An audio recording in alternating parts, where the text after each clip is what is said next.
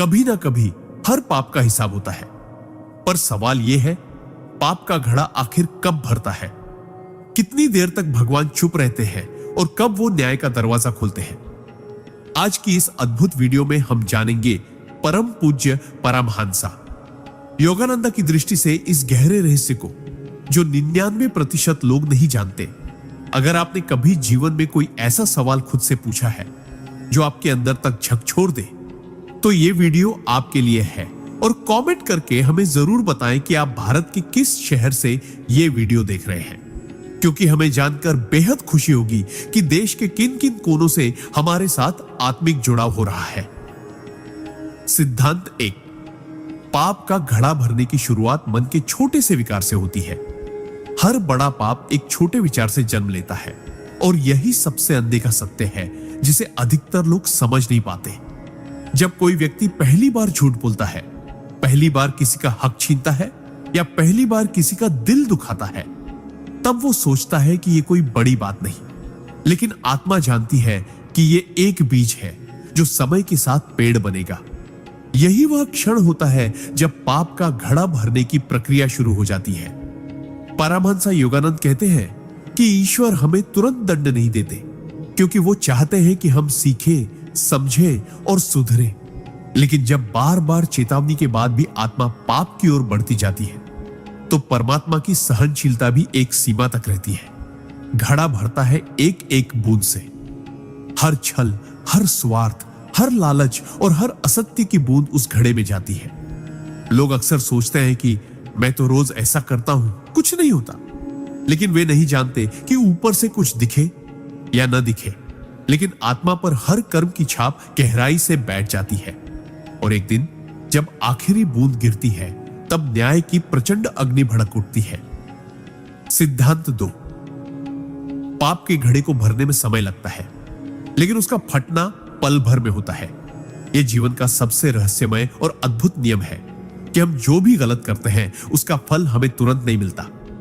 यही कारण है कि मनुष्य अक्सर धोखा खा जाता है। वह सोचता है कि अगर अभी कोई विपत्ति नहीं आई तो शायद उसका पाप क्षमा हो गया या ईश्वर ने देखा ही नहीं। लेकिन वास्तव में परमात्मा हर कार्य का लेखा जोखा रखते हैं। बस वो धैर्य रखते हैं, क्योंकि उनका उद्देश्य दंड देना नहीं, आत्मा को सुधारना होता है। परमहंसा योगानंदा ने कहा था कि ब्रह्मांड की हर शक्ति हमें बार बार अवसर देती है कि हम पाप के मार्ग से लौट आए। लेकिन जब व्यक्ति चेतावनियों को अनसुना कर देता है, जब वो अपने घमंड, लालच और अहंकार में इतना अंधा हो जाता है कि उसे आत्मा की पुकार भी सुनाई नहीं देती, तब ईश्वर का धैर्य टूटता है और घड़ा जो सालों में भरता है वो एक ही क्षण में फट पड़ता है। परिणाम इतना भयंकर होता है कि वो व्यक्ति की पूरी जिंदगी हिला देता है। इसलिए जब जीवन में बार बार चेतावनी मिले तो उसे गंभीरता से लेना चाहिए, वरना पछताने का समय भी नहीं मिलेगा। सिद्धांत 3। पाप का घड़ा केवल बाहरी कर्मों से नहीं, बल्कि अंदर के विचारों से भी भरता है। अक्सर लोग यह मानते हैं कि जब तक उन्होंने किसी को नुकसान नहीं पहुंचाया, तब तक उन्होंने कोई पाप नहीं किया। लेकिन आध्यात्मिक दृष्टि से देखा जाए तो पाप केवल वह नहीं होता जो शरीर करता है, बल्कि वह भी होता है जो मन में जन्म लेता है। किसी के लिए ईर्ष्या पालना, किसी के लिए बुरा सोचना, मन ही मन किसी की असफलता की कामना करना, ये सब वो सूक्ष्म कर्म हैं जो धीरे धीरे आत्मा को कलुषित करते हैं और पाप के घड़े में अपना योगदान डालते हैं। परमहंसा योगानंदा कहते हैं कि आत्मा एक दर्पण की तरह होती है, जिसमें हमारे हर विचार की छवि उभरती है। यदि उस दर्पण पर लगातार नकारात्मकता की परछाइयां पड़ती रही, तो एक समय बाद वो धुंधला हो जाता है और व्यक्ति अपनी सच्चाई को देखना बंद कर देता है। यही वह स्थिति होती है जहां पाप भीतर ही भीतर अपना घर बना लेता है। समाज में भले ही हम सज्जन दिखे, लेकिन हमारे भीतर की नकारात्मकता ही असली घड़ा भर रही होती है। इसलिए बाहरी आचरण से ज्यादा जरूरी है आंतरिक शुद्धता, क्योंकि मनुष्य बाहर से नहीं, अंदर से गिरता है। सिद्धांत 4। जब पाप का घड़ा भरता है तो ईश्वर पहले संकेत देते हैं, दंड बाद में आता है। ईश्वर की न्याय व्यवस्था अत्यंत सूक्ष्म परंतु अत्यंत सटीक होती है। जब किसी व्यक्ति के जीवन में पाप का घड़ा धीरे धीरे भर रहा होता है तो परमात्मा कभी अचानक दंड नहीं देते। वे पहले चेतावनियां देते हैं, कभी किसी अपने के शब्दों से, कभी बार बार हो रही असफलताओं से, कभी बेमतलब की परेशानियों से और कभी मन के भीतर उठते बेचैन सवालों से। ये सब संकेत होते हैं कि आत्मा रास्ता भटक रही है और समय रहते उसे संभल जाना चाहिए। लेकिन अधिकतर लोग इन संकेतों को इत्तेफाक मानकर टाल देते हैं या फिर अपने अहंकार में उन्हें नजरअंदाज कर देते हैं। परमहंस योगानंद कहते हैं कि जब व्यक्ति चेतावनियों को गंभीरता से नहीं लेता तो वही चेतावनियां धीरे धीरे एक दिन तूफान बनकर जीवन में प्रवेश करती है और फिर जो कुछ भी होता है वह सिर्फ बाहर की टूटन नहीं होती, आत्मा की नींव हिल जाती है। रिश्ते टूटते हैं, धन लुटता है, स्वास्थ्य बर्बाद होता है और मन अशांत हो जाता है। तब इंसान पूछता है, मेरे साथ ऐसा क्यों हुआ? लेकिन सच्चाई यही होती है कि जो बोया गया था अब वही काटने का समय आ गया है। घड़ा फूटता है लेकिन ईश्वर ने बहुत पहले दरवाजा खटखटाया था। सिद्धांत 5, पुण्य और पाप दोनों साथ चलते हैं, लेकिन जब पाप का पलड़ा भारी हो जाए तब संतुलन टूटता है। जीवन एक तराजू की तरह होता है जिसमें एक पलड़े में हमारे पुण्य और दूसरे में हमारे पाप रखे जाते हैं। जब तक दोनों में संतुलन बना रहता है तब तक जीवन किसी न किसी तरह चलता रहता है। समस्याएं आती हैं लेकिन समाधान भी मिलते हैं। दुख आता है तो सुख भी पीछे पीछे आता है। लेकिन जैसे ही हमारे कर्मों का पलड़ा एक ओर झुकने लगता है वैसे ही ब्रह्मांड की शक्ति उस असंतुलन को ठीक करने के लिए सक्रिय हो जाती है। परमहंस योगानंद बताते हैं कि हर शुभ कार्य, हर सच्ची भावना, हर क्षमा, हर सेवा पुण्य का बीज बोती है, जबकि स्वार्थ, हर छल, हर अन्याय पाप के खेमे में जाता है। कई बार लोग सोचते हैं कि वे पूजा पाठ कर रहे हैं, दान दे रहे हैं तो शायद उनका पाप मिट जाएगा। लेकिन अगर वही व्यक्ति भीतर से कड़वा, झूठा, लालची और ईर्ष्यालु है तो पुण्य के ऊपर पाप का भार बढ़ता ही चला जाता है। एक समय आता है जब पुण्य का प्रभाव पाप की मात्रा के नीचे दब जाता है और तब वह घड़ी आती है जब जीवन का संतुलन टूटता है। और जब संतुलन टूटता है तो केवल शरीर नहीं, आत्मा तक कांप जाती है। सिद्धांत 6, जब पाप का घड़ा फूटता है तो व्यक्ति केवल वर्तमान नहीं, अपना भविष्य भी खो देता है। पाप के परिणाम केवल उतने समय तक सीमित नहीं रहते जितना हम सोचते हैं। जब घड़ा फूटता है तो उसका प्रभाव सिर्फ आज पर नहीं, आने वाले कल पर भी पड़ता है। परमहंस योगानंद कहते हैं कि जब आत्मा बार बार अधर्म के मार्ग पर चलती है तो वह न केवल अपने वर्तमान जीवन को दूषित करती है बल्कि अपने भविष्य के रास्तों को भी अंधकारमय बना लेती है। कभी कभी ऐसा होता है कि व्यक्ति को लगता है मुझे तो अभी तक कोई सजा नहीं मिली तो आगे भी सब ठीक ही रहेगा, लेकिन वह नहीं जानता कि उसका भाग्य धीरे धीरे उस दिशा में बह रहा है जहां से लौटना मुश्किल होगा। जब पाप का घड़ा फूटता है तो उसकी लहरें सिर्फ एक व्यक्ति को नहीं, उसके पूरे परिवार, उसकी पीढ़ियों और उसके कर्मों की श्रृंखला को प्रभावित करती है। रिश्तों में दरारें, करियर में विफलता, मानसिक अस्थिरता, आत्मविश्वास की कमी, ये सब पाप के विस्फोट से उपजी वे अदृश्य चिंगारियां होती हैं जो जीवन को भीतर ही भीतर जलाती रहती है। इसलिए पाप को छोटा समझकर नजरअंदाज करना स्वयं के भविष्य से खिलवाड़ करने जैसा है।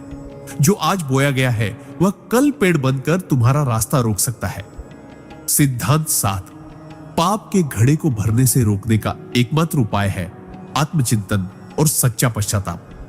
मनुष्य के जीवन में सबसे बड़ी त्रासदी यह है कि वह अपने पापों को तब तक नहीं देखता जब तक उसका जीवन संकट में नहीं आ जाता। लेकिन परमात्मा की व्यवस्था में एक बेहद दयालु मार्ग हमेशा खुला रहता है, वह है आत्मचिंतन और सच्चा पश्चाताप। परमहंस योगानंद ने कहा था कि ईश्वर उन आत्माओं को विशेष कृपा देते हैं जो स्वयं को आईने में देखकर स्वीकार करती है कि हां, मुझसे गलती हुई है। यह स्वीकार करना कि हमने किसी को दुख पहुंचाया, किसी को छल लिया, किसी के साथ अन्याय किया, यह आत्मा की परिपक्वता का सबसे ऊंचा चरण है। आत्मचिंतन वह रोशनी है जो भीतर के अंधकार को दूर करती है और पश्चाताप वह जल है जो पाप की आग को ठंडा करता है। जब व्यक्ति सच्चे मन से पश्चाताप करता है, बिना बहाने बनाए, बिना दूसरों को दोष दिए, तब पाप के घड़े की गति धीमी पड़ जाती है। वह घड़ा जो फूटने को था वह थम सकता है, क्योंकि ईश्वर को हमारे कर्म से ज्यादा हमारी भावना दिखाई देती है।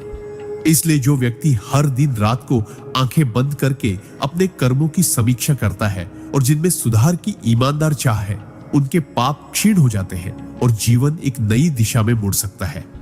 सिद्धांत 8। पाप का घड़ा फूटने से पहले जीवन में आने लगती है विचित्र और अनकही परेशानियां के, जिन्हें समझना हर किसी के बस की बात नहीं होती। जब व्यक्ति लगातार अधर्म, अन्याय और अहंकार के रास्ते पर चलता है, तो उसका जीवन ऊपर से भले ही चमकता हुआ दिखे, लेकिन भीतर ही भीतर आत्मा अशांत होने लगती है। परमहंस योगानंद कहते हैं कि जब पाप का घड़ा भरने की कगार पर होता है, तो ब्रह्मांड एक रहस्यमयी भाषा में हमें चेताने लगता है। अचानक काम बिगड़ने लगते हैं। जिन लोगों पर सबसे ज्यादा भरोसा था, वही धोखा देने लगते हैं। शरीर बीमारियों की चपेट में आने लगता है। नींद गायब हो जाती है और मन हमेशा बेचैनी से भरा रहता है। बाहर से कुछ समझ नहीं आता, लेकिन भीतर से जैसे कुछ चिल्ला चिल्ला कर कह रहा हो, रुक जा, अब भी समय है।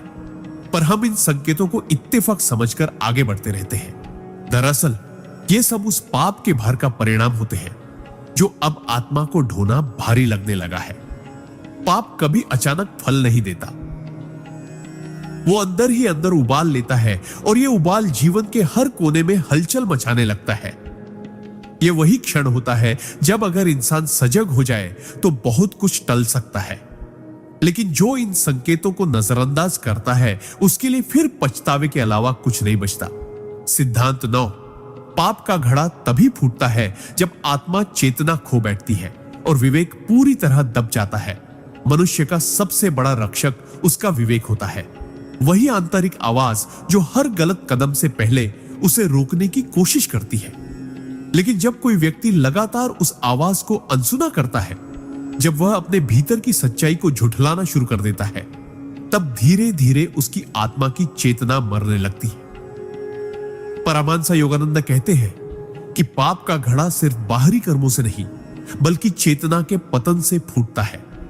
प्रारंभ में व्यक्ति को अपराध बोध होता है, आत्मग्लानि होती है, लेकिन जैसे जैसे वह अपने गलत कार्यों को सही ठहराने लगता है, सब ऐसा करते हैं, मेरे पास और कोई विकल्प नहीं था, यह वक्त की मजबूरी थी, वैसे वैसे उसका विवेक दबता जाता है। और जब विवेक पूरी तरह दब जाता है, तब पाप सहज लगने लगता है। वह तब घृणा नहीं करता अपने अधर्म से, बल्कि गर्व करने लगता है। और यही आत्मा का पतन आरंभ हो जाता है। यही वह चरम बिंदु है जहां पाप का घड़ा फूटता है, क्योंकि अब आत्मा के पास चेतावनी सुनने की शक्ति ही नहीं बचती। परिणाम इतना विनाशकारी होता है कि व्यक्ति को वर्षों लग जाते हैं खुद को फिर से जोड़ने में, अगर वो जुड़ पाए तो। इसलिए आत्मा की आवाज को मरने मत दो, क्योंकि जहां विवेक समाप्त होता है, वहीं से विनाश शुरू हो जाता है। सिद्धांत 10। पाप का घड़ा एक दिन में नहीं भरता। ये छोटे छोटे समझौते, झूठे तर्कों और आत्मा के साथ हुए सौदों से भरता है। हर व्यक्ति जन्म से बुरा नहीं होता। हर आत्मा भीतर से निर्मल, शुद्ध और ईश्वर के अंश जैसी होती है। लेकिन जैसे जैसे जीवन की परिस्थितियां आती हैं और जब व्यक्ति सही और गलत के बीच फंसता है, तो कई बार वह थोड़ा समझौता कर लेता है। बस यही से पाप के घड़े की पहली बूंद टपकती है। परमहंस योगानंद कहते हैं कि पाप का सबसे बड़ा दरवाजा तर्क होता है। जब हम अपने गलत कामों को सही साबित करने के लिए बुद्धि का उपयोग करने लगते हैं। मैंने चोरी की क्योंकि मेरे पास कोई रास्ता नहीं था। मैंने धोखा दिया क्योंकि सब यही कर रहे हैं। मैंने झूठ बोला क्योंकि सच्चाई से काम नहीं चलता। ये सब छोटे छोटे सौदे होते हैं जो हम अपनी आत्मा के साथ करते हैं। हर बार जब हम अपने अंतर्मन की आवाज को दबाते हैं, हर बार जब हम सत्य से मुंह मोड़ते हैं, हर बार जब हम अपने अंदर उठते ग्लानि को अनदेखा करते हैं, तब पाप का घड़ा और भारी हो जाता है। लोग सोचते हैं कि पाप केवल बड़े अपराध है, लेकिन सच्चाई यह है कि घड़ा उन्हीं छोटे पापों से भरता है जो हमने कभी गंभीरता से नहीं लिया। यही जीवन का सबसे गहरा धोखा है और चेतावनी भी। सिद्धांत 11।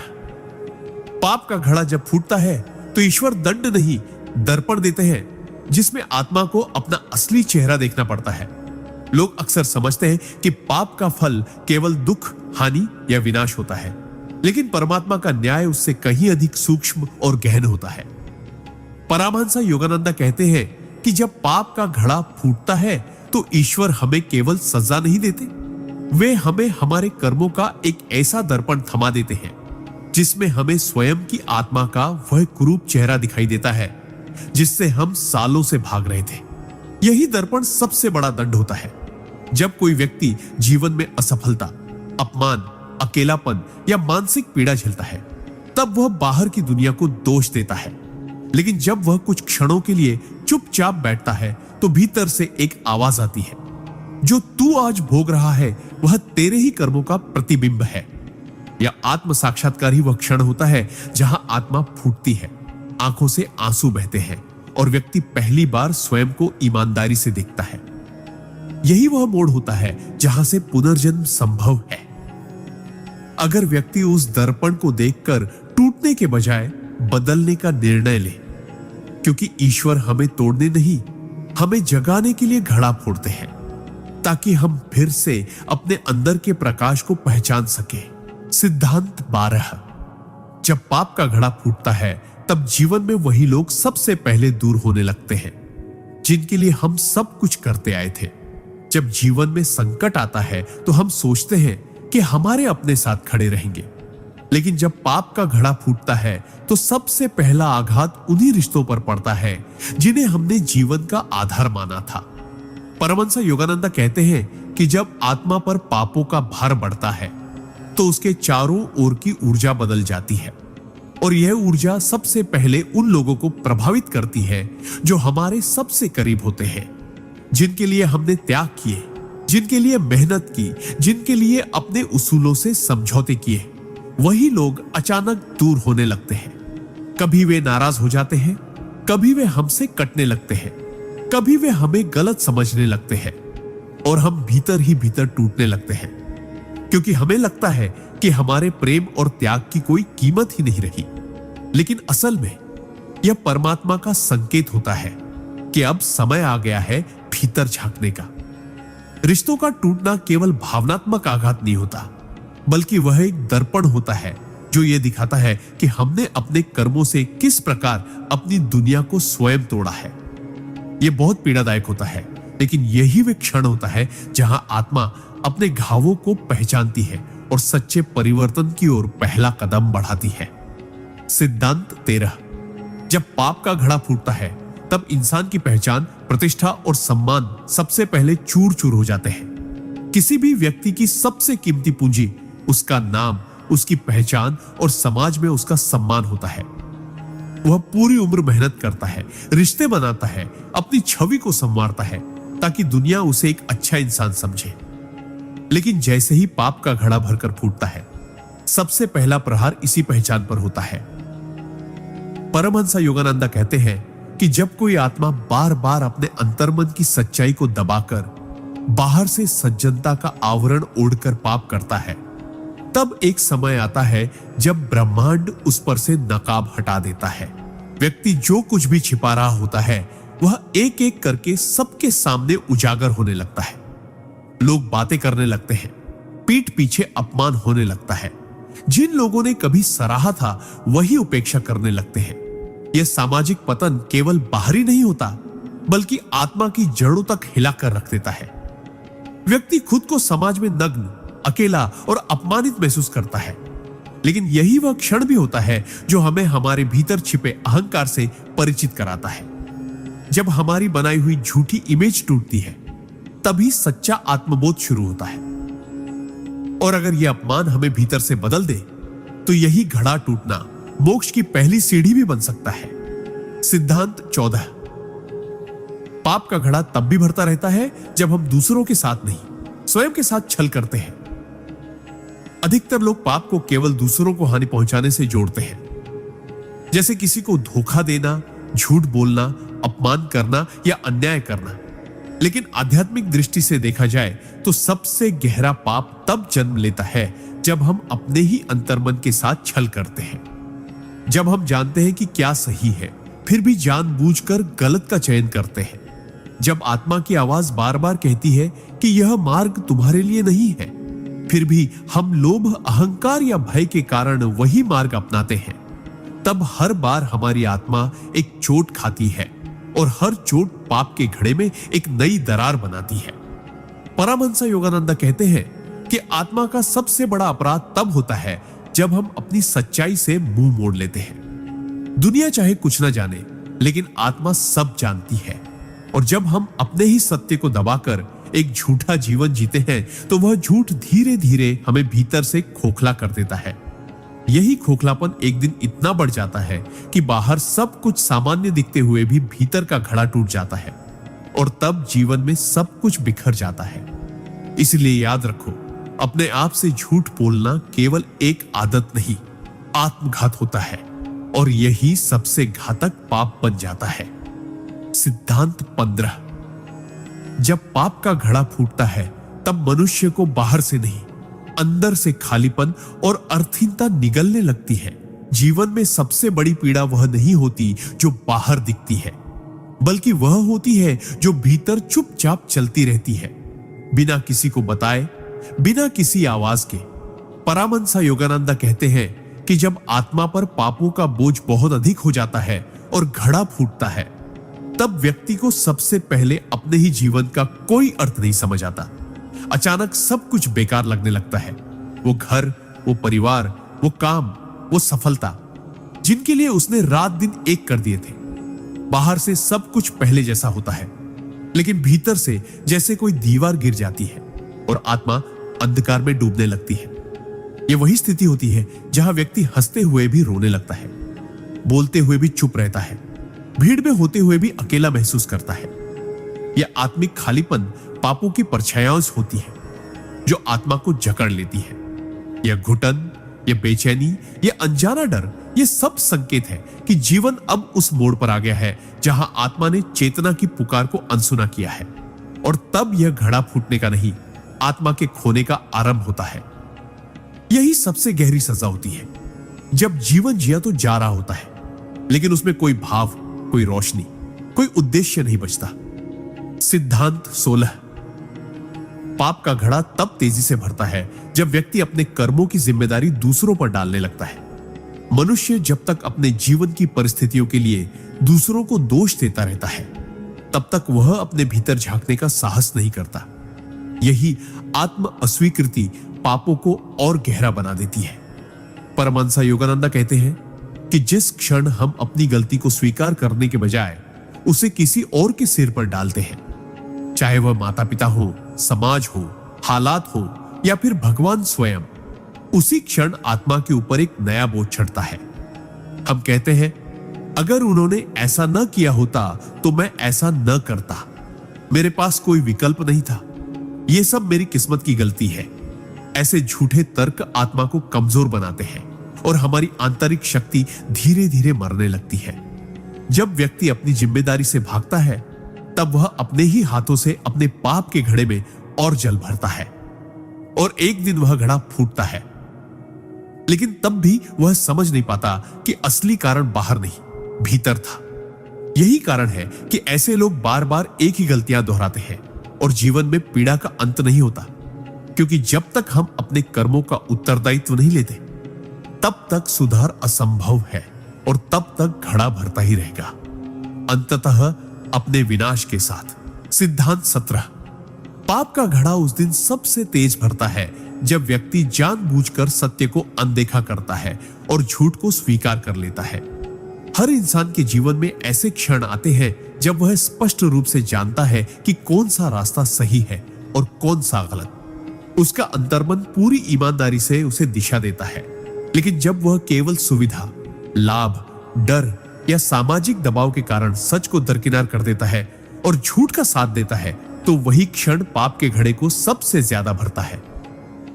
परमहंस योगानंद कहते हैं कि जब व्यक्ति जानकर भी अंधकार को चुनता है, तब उसका कर्म सबसे भारी होता है, क्योंकि वह केवल एक गलती नहीं करता, वह आत्मा की चेतना को दबाने का प्रयास करता है।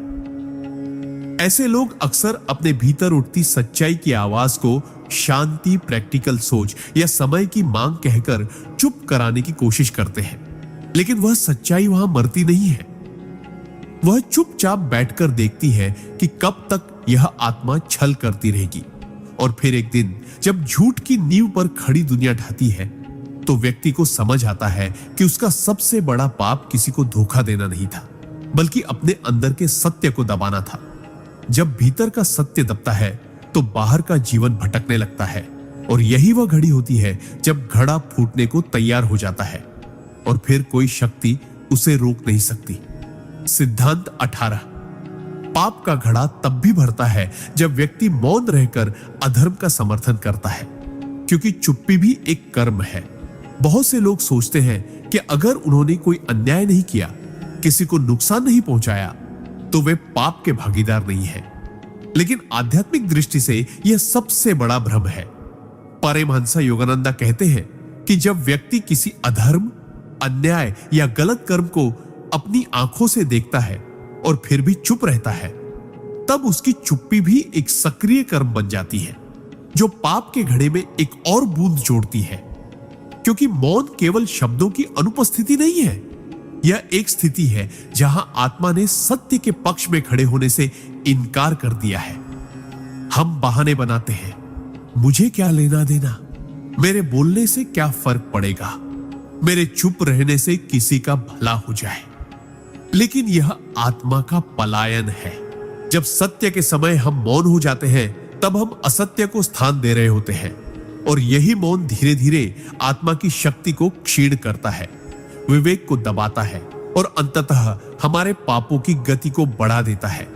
इसीलिए याद रखो, अधर्म के समय चुप रहना भी अधर्म के पक्ष में खड़े होना है।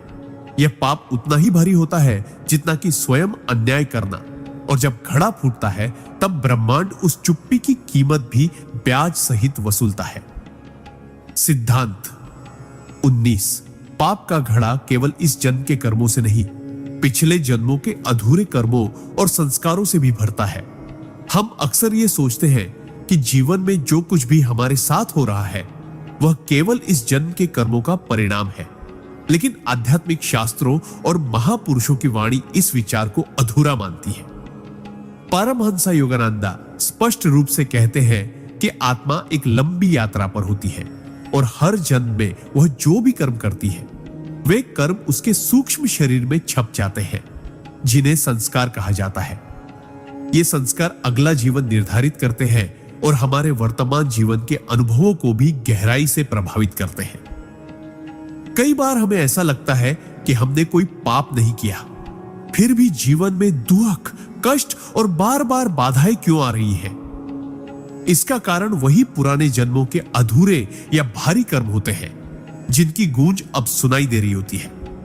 पाप का घड़ा अचानक नहीं फूटता, वह कई जन्मों की अधूरी कहानियों और दबे हुए अपराध बोध से भरता है। जब यह घड़ा फटता है तो हमें केवल इस जीवन की नहीं, कई जीवनों की जिम्मेदारी उठानी पड़ती है। इसलिए आत्मा को बार बार शुद्ध करना, ध्यान, सेवा और आत्ममंथन के माध्यम से अपने संस्कारों को हल्का करना ही सच्चा प्रायश्चित है। यही जीवन को मुक्ति की ओर ले जाने वाला मार्ग है। सिद्धांत 20। पाप का घड़ा फूटने से पहले व्यक्ति को बार बार जीवन में सब कुछ होते हुए भी खालीपन का अनुभव होने लगता है। यह अनुभव हर उस आत्मा को आता है जो भीतर से पापों के भार से दब रही होती है, परंतु बाहर से सब कुछ सामान्य दिखाने की कोशिश करती है। परमहंस योगानंदा कहते हैं कि आत्मा जब बार बार अपने सच्चे मार्ग से भटकती है और पाप के रास्ते पर अनजाने या जानबूझकर चलती है, तो एक समय आता है जब भौतिक सफलता, रिश्ते, संपत्ति, यश, सब कुछ होते हुए भी व्यक्ति को अपने जीवन में कोई आनंद नहीं मिलता। वह हंसता है पर भीतर रोता है, वह सबके बीच होता है पर भीतर खुद से कटा हुआ महसूस करता है। यह वह सूक्ष्म संकेत होता है कि आत्मा और उसकी सच्चाई के बीच की दूरी अब बहुत ज्यादा हो चुकी है। यह भावनात्मक खालीपन ही वह चेतावनी है जिसे अधिकतर लोग नजरअंदाज कर देते हैं और समझते हैं कि शायद उन्हें कुछ नया चाहिए, कोई चेंज चाहिए। पर असल में उन्हें भीतर झांकने की जरूरत होती है। जब आत्मा पापों के भार से थकने लगती है, तब वह इस रूप में संकेत देती है।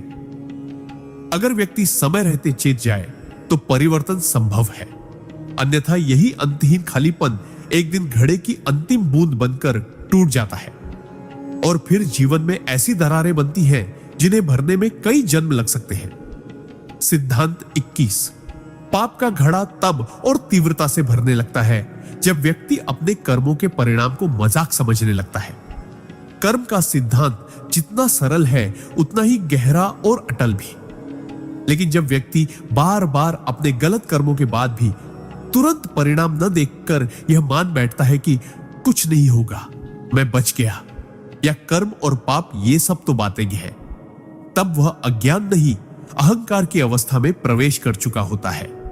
परमहंस योगानंदा चेताते हैं कि जब आत्मा न्याय के सिद्धांत का उपहास करने लगे, तब वह परमात्मा की सबसे दयालु व्यवस्था को चुनौती दे रही होती है और यह चुनौती बहुत महंगी पड़ती है। व्यक्ति धीरे धीरे उन सीमाओं को लांघने लगता है जिन्हें ईश्वर ने चेतना की रक्षा के लिए बनाया था। वह जानबूझकर अधर्म करने लगता है क्योंकि उसे लगता है कि परिणाम तो दिख ही नहीं रहा। लेकिन कर्म का लेखा जोखा दृश्य नहीं, अदृश्य स्तर पर चलता है और जब हिसाब होता है तो वह ब्याज सहित होता है। पाप का घड़ा तभी नहीं फूटता जब आप गलती करते हैं, वह तब फूटता है जब आप गलती पर गर्व करने लगते हैं। यही गर्व, यही मजाक उड़ाना ईश्वरीय न्याय को सीधी चुनौती है और जब उत्तर आता है तो वह सिर्फ दंड नहीं होता, वह आत्मा की सबसे गहरी पुकार बन जाता है जिसे न कोई सुन पाता है न समझ पाता है। इसीलिए जब भी कोई व्यक्ति अपने कर्मों के परिणाम को मजाक में लेने लगे, समझ लो कि अब घड़ा भरने की गति दुगनी हो चुकी है। सिद्धांत 23। पाप का घड़ा तब सबसे भयंकर रूप में फूटता है जब व्यक्ति आध्यात्मिक ज्ञान होने के बावजूद भी पाप करता है। कर्म केवल कार्य का नहीं, चेतना का भी हिसाब रखता है। जब कोई व्यक्ति अज्ञानी होता है और भूलवश कोई पाप कर बैठता है, तो ब्रह्मांड उसके साथ दया का व्यवहार करता है क्योंकि उसकी आत्मा अब भी सीखने के मार्ग पर है। लेकिन जब कोई व्यक्ति शास्त्रों को जानता है, उपदेश सुन चुका है, साधना कर चुका है और फिर भी जानबूझकर पाप करता है, तब उसका पाप 100 गुना बढ़ जाता है। परमहंस योगानंदा कहते हैं कि आध्यात्मिक ज्ञान केवल सम्मान का कारण नहीं, उत्तरदायित्व का भार भी होता है। जो जानता है उससे अपेक्षा भी अधिक होती है। जब वह सत्य को पहचानने के बावजूद असत्य का मार्ग चुनता है, तब उसकी आत्मा पर दोहरा बोझ पड़ता है, एक तो कर्म का, दूसरा विवेक को दबाने का। ऐसे व्यक्तियों के लिए जब घड़ा फूटता है तो उसका प्रभाव केवल बाह्य जीवन तक सीमित नहीं रहता, वह आत्मा की जड़ों को हिलाकर रख देता है। साधना निष्प्रभ हो जाती है, शांति चली जाती है और भीतर ऐसी व्यथा जन्म लेती है जिसका कोई नाम नहीं होता। यह पीड़ा इसलिए भी अधिक होती है क्योंकि आत्मा जानती है कि उसने ईश्वर के दिए ज्ञान का अपमान किया है और यही अपमान ब्रह्मांड को मौन नहीं रहने देता। घड़ा फटता है और व्यक्ति को उस स्थिति में ला खड़ा करता है जहां उसे स्वयं से नजर मिलाना भी कठिन हो जाता है। यही चेतावनी है कि ज्ञान के साथ खेलना आग से खेलने के समान है, जो जलाता नहीं भस्म कर देता है। सिद्धांत 24। पाप का घड़ा तब सबसे गहराई से भरता है जब व्यक्ति अपने अहंकार में खुद को ही ईश्वर से बड़ा समझने लगता है। मनुष्य का पतन तब शुरू नहीं होता जब वह कोई पाप करता है, बल्कि तब होता है जब वह यह मानने लगता है कि वह जो भी कर रहा है वह सही है और उसे कोई देख नहीं रहा, कोई रोक नहीं सकता। यही वह अवस्था होती है जहां उसका अहंकार इतना बढ़ जाता है कि वह स्वयं को ही ईश्वर से श्रेष्ठ मानने लगता है। परमहंस योगानंदा कहते हैं कि जब व्यक्ति को यह भ्रम होने लगे कि उसके कर्मों का कोई परिणाम नहीं, कि वह सब कुछ जानता है और उसके निर्णय ही अंतिम है, तब उसका पाप केवल कर्म नहीं रह जाता, वह आत्मिक विद्रोह बन जाता है और यह विद्रोह ब्रह्मांड की सबसे संतुलित व्यवस्था को सीधी चुनौती देता है। ऐसे व्यक्ति धर्म, नीति, प्रेम करुणा, इन सब का उपहास करने लगते हैं। वे दूसरों को नीचा दिखाकर स्वयं को ऊंचा मानते हैं और धीरे धीरे अपने ही बनाए हुए नकली सिंहासन पर बैठकर आत्मा को नष्ट करते हैं। लेकिन ईश्वर मौन रहते हैं, क्योंकि वे चाहते हैं कि व्यक्ति स्वयं उस अहंकार की ऊंचाई से गिरे और तब उसे समझ आए कि वह कितना खोखला हो चुका है। जब घड़ा फूटता है तो केवल दुख नहीं आता, पूरा जीवन चकनाचूर हो जाता है। यह वह प्रहार होता है जहां अहंकार राख बन जाता है और आत्मा पहली बार नम्र होकर सिर झुकाती है। यही वह क्षण होता है जहां विनाश की राख से पुनर्जन्म की चिंगारी जन्म ले सकती है, यदि व्यक्ति सच्चाई को स्वीकार कर पाए। सिद्धांत 25। पाप का घड़ा तब भी भरता रहता है जब व्यक्ति दूसरों की गलतियों पर तो कठोर होता है, लेकिन अपनी गलतियों को नजरअंदाज करता है। अहंकार का सबसे छिपा और खतरनाक रूप तब सामने आता है जब व्यक्ति दूसरों के पापों को देखकर उन्हें नीचा दिखाता है, ताना मारता है, उन्हें सुधारने की बात करता है, लेकिन अपने ही भीतर के दोषों को या तो स्वीकार नहीं करता या उन्हें छोटा समझकर टाल देता है। परमहंस योगानंद कहते हैं कि आत्मा का असली विकास तब शुरू होता है जब व्यक्ति अपनी कमियों को देखने का साहस करता है, न कि दूसरों की निंदा में समय बिताता है। लेकिन अधिकतर लोग उल्टा करते हैं, वे स्वयं को सही और बाकी सबको गलत मानने लगते हैं। यह आत्म अंधापन ही वह भाव है जो पाप के घड़े को चुपचाप भरता रहता है। जब कोई व्यक्ति किसी और की ईमानदारी पर शक करता है, किसी की गलती को बार बार याद दिलाता है और अपने भीतर उठती कड़वाहट, ईर्ष्या, कटाक्ष और असत्य को छोटी बातें कहकर नजरअंदाज करता है, तब वह स्वयं को ही धोखा दे रहा होता है। और जब यह ढोंग सालों तक चलता है, तब ब्रह्मांड वह घड़ी लाता है जहां यह मुखौटा गिरता है। तब व्यक्ति को न सिर्फ अपने पापों का बोझ झेलना पड़ता है, बल्कि उस दिखावे की सजा भी मिलती है जिसे उसने वर्षों तक सच्चाई का नाम दिया था। यही वह आंतरिक गिरावट है जहां आत्मा की आंख खुलती है, पर तब तक घड़ा टूट चुका होता है। सिद्धांत 26। पाप का घड़ा तब भी भरता है जब व्यक्ति भीतर से टूट चुका होता है, लेकिन बाहर सब ठीक है का झूठा मुखौटा ओढ़े रहता है। मनुष्य की सबसे बड़ी त्रासदी यह नहीं कि वह दुखी है, बल्कि यह है कि वह दुखी होकर भी उसे स्वीकार नहीं करता। वह भीतर से टूट रहा होता है, गल रहा होता है, पाप के बोझ से दबा होता है, लेकिन समाज, परिवार और दिखावे की दुनिया के सामने एक मुस्कान ओढ़ लेता है। मैं ठीक हूं, सब अच्छा चल रहा है, मैं मजबूत हूं। यही झूठ धीरे धीरे आत्मा को खोखला कर देता है। परमहंस योगानंद कहते हैं कि जब व्यक्ति सच्चाई से दूर जाने के लिए झूठे मुखौटे पहनता है, तो वह अपने भीतर की करुण पुकार को दबा देता है, और यह दमन ही पाप की अगली परत बन जाती है। आत्मा जो चाहती है उसे वह कहने नहीं देता, जो दर्द है उसे स्वीकार नहीं करता, पश्चाताप भीतर उमड़ रहा है उसे छुपा लेता है। लेकिन यह छुपाना कोई समाधान नहीं, बल्कि वह बोझ है जो हर दिन पाप के घड़े में और जल भरता है। एक समय आता है जब यह मुखौटा इतना भारी हो जाता है कि वह स्वयं व्यक्ति की पहचान को मिटा देता है, और तब सब घड़ा फूटता है। लेकिन तब टूटता हुआ इंसान न बाहर होता है न भीतर, वह बस एक छाया बनकर रह जाता है। इसलिए सच्चाई से भागो मत, क्योंकि स्वीकार करना ही मुक्ति की पहली सीढ़ी है, वरना घड़ा तब टूटेगा जब तुम खुद को खो चुके होगे। सिद्धांत 27। पाप का घड़ा तब भी भरता है जब व्यक्ति बार बार वही गलतियां और दोहराता है जिनके लिए उसने पहले ही पश्चाताप किया था। पश्चाताप तब सार्थक होता है जब उसके बाद परिवर्तन आता है। लेकिन अगर कोई व्यक्ति रोकर, ईश्वर से माफी मांगकर, अपने किए गए पापों का पछतावा करके भी दोबारा उसी रास्ते पर लौट जाता है, तो वह पश्चाताप नहीं बल्कि आत्मा के साथ किया गया सबसे बड़ा धोखा होता है। परमहंस योगानंद कहते हैं कि सच्चे पश्चाताप की पहचान यह नहीं कि व्यक्ति ने कितना रोया, बल्कि यह है कि उसने कितना खुद को बदला। लेकिन अधिकतर लोग अपने पापों से बचने के लिए कुछ समय के लिए धर्म, पूजा या क्षमा की आड़ लेते हैं, और जैसे ही भीतर हल्कापन महसूस होता है, वे फिर से उन्हीं इच्छाओं, उन्हीं झूठों, उन्हीं बुरी संगतों और उन्हीं स्वार्थों की ओर लौट जाते हैं। यह चक्र ही सबसे गहरा पाप बन जाता है, क्योंकि ईश्वर तुम्हारे अश्रु नहीं, तुम्हारे इरादों को देखते हैं। हर बार जब तुम पश्चाताप करते हुए भी वही गलती दोहराते हो, तो आत्मा के भीतर का विश्वास कमजोर होता जाता है, और जब आत्मा अपने ही ऊपर से विश्वास खो देती है, तब पाप का घड़ा बहुत तेजी से भरने लगता है।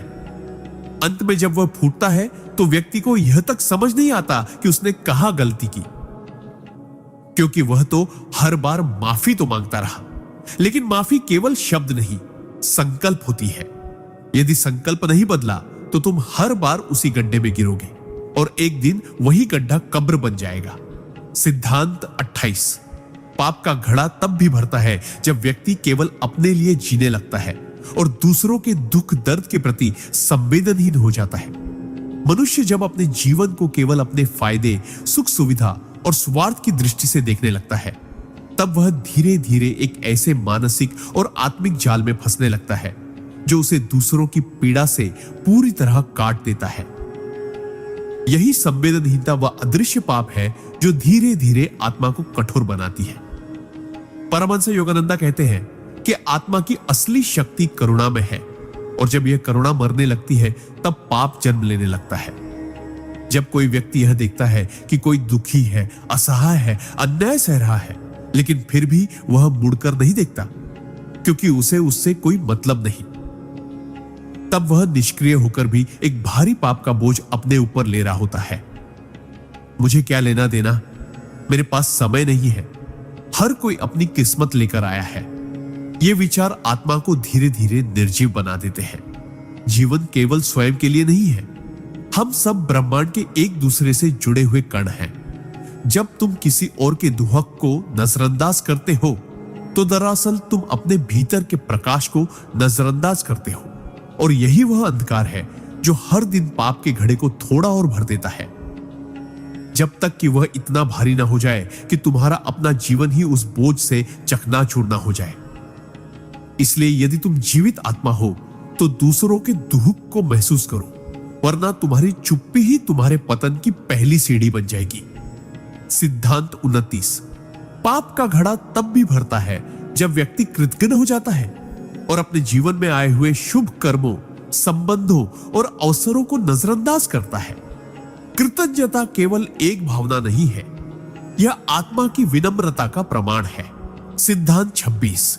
पाप का घड़ा तब भी भरता है जब व्यक्ति भीतर से टूट चुका होता है, लेकिन बाहर सब ठीक है, का झूठा मुखौटा ओढ़े रहता है। मनुष्य की सबसे बड़ी त्रासदी यह नहीं कि वह दुखी है, बल्कि यह है कि वह दुखी होकर भी उसे स्वीकार नहीं करता। वह भीतर से टूट रहा होता है, गल रहा होता है, पाप के बोझ से दबा होता है, लेकिन समाज, परिवार और दिखावे की दुनिया के सामने एक मुस्कान ओढ़ लेता है।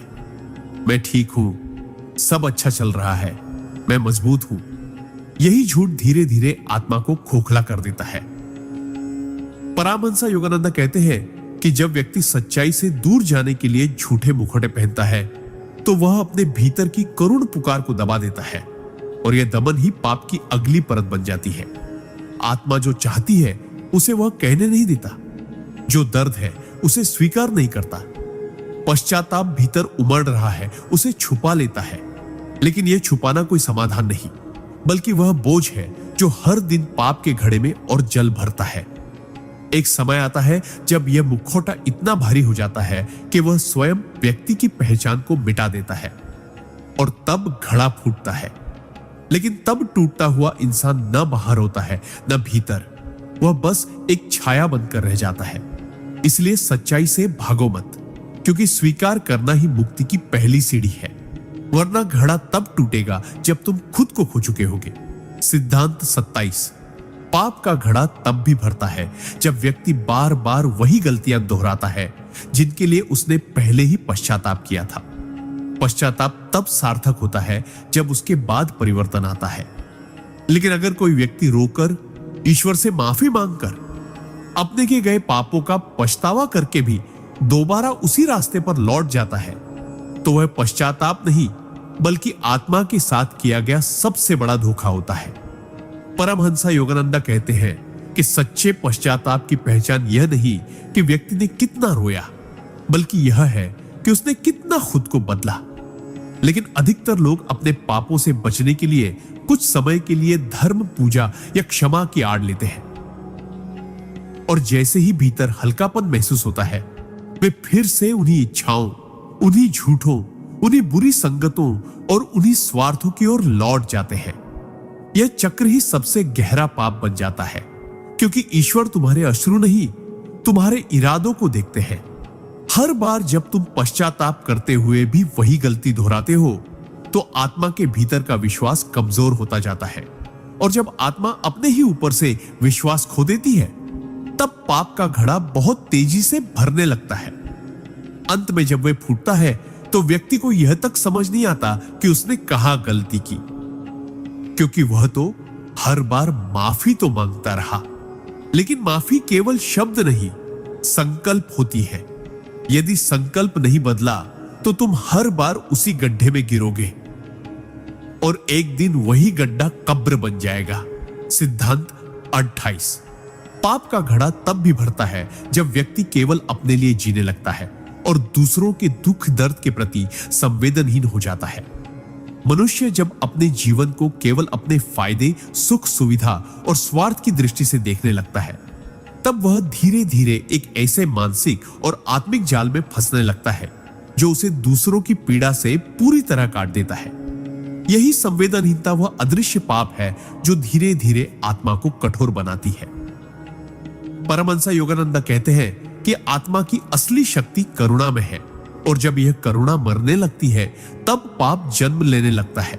जब कोई व्यक्ति यह देखता है कि कोई दुखी है, असहाय है, अन्याय सह रहा है, लेकिन फिर भी वह मुड़कर नहीं देखता, क्योंकि उसे उससे कोई मतलब नहीं, तब वह निष्क्रिय होकर भी एक भारी पाप का बोझ अपने ऊपर ले रहा होता है। मुझे क्या लेना देना, मेरे पास समय नहीं है, हर कोई अपनी किस्मत लेकर आया है। ये विचार आत्मा को धीरे धीरे निर्जीव बना देते हैं। जीवन केवल स्वयं के लिए नहीं है, हम सब ब्रह्मांड के एक दूसरे से जुड़े हुए कण हैं। जब तुम किसी और के दुहक को नजरअंदाज करते हो, तो दरअसल तुम अपने भीतर के प्रकाश को नजरअंदाज करते हो, और यही वह अंधकार है जो हर दिन पाप के घड़े को थोड़ा और भर देता है, जब तक कि वह इतना भारी न हो जाए कि तुम्हारा अपना जीवन ही उस बोझ से चकनाचूर न हो जाए। इसलिए यदि तुम जीवित आत्मा हो, तो दूसरों के दुहक को महसूस करो, वरना तुम्हारी चुप्पी ही तुम्हारे पतन की पहली सीढ़ी बन जाएगी। सिद्धांत 29।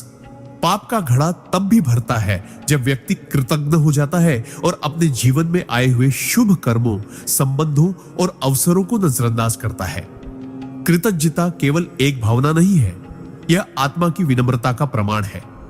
जब कोई व्यक्ति यह मानने लगता है कि जो कुछ भी उसे मिला है, स्वास्थ्य, परिवार, शिक्षा, अवसर, सहायता, वह सब केवल उसकी मेहनत या चतुराई का परिणाम है, तब वह धीरे धीरे अहंकार की उस भूमि में प्रवेश करता है जहां कृतज्ञता के लिए कोई स्थान नहीं रहता। परमहंस योगानंद कहते हैं कि जब आत्मा कृतज्ञ होना भूल जाती है, तब वह पाप की ओर बढ़ने लगती है, क्योंकि वह उस शक्ति को नकार देती है जो उसे संचालित कर रही है। जो माता पिता ने किया, जो गुरु ने सिखाया, जो मित्रों ने सहारा दिया, जो ईश्वर ने अनदेखे रूप से बचाया, इन सब का जब कोई मूल्य नहीं रहता, तब मनुष्य संबंधों का दोहन करता है, अवसरों का अपमान करता है और सहायता को अपना अधिकार मान बैठता है। यही भाव धीरे धीरे आत्मा को सूखा बना देता है, और यह सूखापन ही पाप के बीज को पोषण देता है। जब जीवन में कृतज्ञता नहीं होती, तब मन में असंतोष, शिकायत और लालच जन्म लेते हैं, और यही वे शक्तियां हैं जो पाप के घड़े को दिन रात भरती है। अंततः जब वह घड़ा फूटता है, तो व्यक्ति के पास सब कुछ होते हुए भी कुछ नहीं बचता, क्योंकि उसने उन सभी हाथों को खो दिया होता है जिन्होंने उसे समय पर उठाया था। कृतज्ञता ही आत्मा की रक्षा करती है, और कृतज्ञता उसका सबसे मौन लेकिन घातक विनाश है। सिद्धांत 30। पाप का घड़ा तब भी भरता है जब व्यक्ति हर असफलता का कारण दूसरों को ठहराता है, लेकिन कभी स्वयं के भीतर नहीं झांकता। जब जीवन में कठिनाई आती है, रिश्ते बिगड़ते हैं, धन घटता है या सम्मान खोता है, तो सामान्य प्रवृत्ति यह होती है कि हम कारण बाहर ढूंढते हैं। मेरे माता पिता ने सही मार्गदर्शन नहीं दिया, मेरा साथी धोखेबाज निकला, संसार ने मुझे कभी समझा ही नहीं। ये सोच केवल बहाने नहीं होते, बल्कि आत्मा की सबसे बड़ी बीमारी बन जाती है। परमहंस योगानंद कहते हैं कि जब व्यक्ति बार बार अपने जीवन की विफलताओं के लिए दूसरों को जिम्मेदार ठहराता है, तब वह अपने आत्म साक्षात्कार के मार्ग को बंद कर देता है। यही वह अज्ञान है जो पाप के घड़े को भरता है, क्योंकि वह चेतना को भीतर जाने ही नहीं देता। जब हम भीतर नहीं झांकते तो अपने ही दोष हमें दिखाई नहीं देते और हम उन्हें सुधार भी नहीं पाते। तब हम वही गलती बार बार करते हैं, पर दोषारोपण के आवरण में लपेटकर। यही आवरण धीरे धीरे हमारी आत्मा को ढक लेता है और पाप चुपचाप जमा होता रहता है। जब घड़ा फूटता है तब जीवन में चारों ओर अंधकार छा जाता है, और तब भी ऐसे व्यक्ति समझ नहीं पाते कि असली शत्रु बाहर नहीं, उनके अपने भीतर था। आत्मजागरण तभी संभव है जब हम साहस करें यह कहने का, हां, गलती मेरी थी। यही स्वीकारोक्ति घड़ा भरने से रोक सकती है, वरना वह दिन दूर नहीं जब बहानों का महल ढह जाएगा और आत्मा को उस सच्चाई से सामना करना पड़ेगा जिससे वह जीवन भर भागती रही। सिद्धांत 31। पाप का घड़ा तब भी भरता है जब व्यक्ति बार बार दूसरों को माफी देने से इनकार करता है और अपने भीतर क्रोध, घृणा और बदले की आग पालता रहता है। माफ करना आत्मा की सबसे पवित्र शक्ति है, और जब कोई व्यक्ति इसे छोड़ देता है तब वह अपने भीतर धीरे धीरे एक ऐसे ज्वालामुखी को जन्म देता है जो न केवल उसे भीतर से जला देता है, बल्कि उसकी चेतना को भी दूषित कर देता है। परमहंस योगानंद कहते हैं कि बदले की भावना आत्मा की ऊंचाई को नीचे खींचने वाली सबसे भारी जंजीर है। जब व्यक्ति किसी के द्वारा किए गए अन्याय को भूलने के बजाय दिन रात उसी घाव को कुरेदता है, उसी व्यक्ति को दोष देता है, उसी परिस्थिति को कोसता है, तब वह खुद अपने भीतर की शांति का हनन करता है। उसे लगता है कि वह सही है, और शायद है भी, लेकिन यह सही होना आत्मा को मुक्त नहीं करता, बल्कि एक बंदी बना देता है। हर बार जब हम माफ करने की बजाय बदला सोचते हैं, तब हमारे भीतर का पवित्र स्थान एक और काले धब्बे से भर जाता है, और यही धब्बे पाप के घड़े में गिरने वाली अग्निबूंद की तरह होते हैं। समय के साथ ये आग हमारे विचारों को विषैला बना देती है, संबंधों को तोड़ देती है और आत्मा को अंधकार से ढक देती है। जब घड़ा फूटता है तो व्यक्ति को लगता है कि दुनिया ने उसके साथ अन्याय किया, पर वास्तव में उसने स्वयं को सबसे गहरे स्तर पर नष्ट कर दिया होता है। माफ करना दूसरों के लिए नहीं, आत्मा के लिए संजीवनी है। जो इसे छोड़ देता है वह धीरे धीरे खुद को ही खो देता है। सिद्धांत 22। पाप का घड़ा तब सबसे गुप्त रूप से भरता है जब व्यक्ति अपने विचारों को शुद्ध नहीं करता और बाहर से धार्मिक दिखने का अभिनय करता है।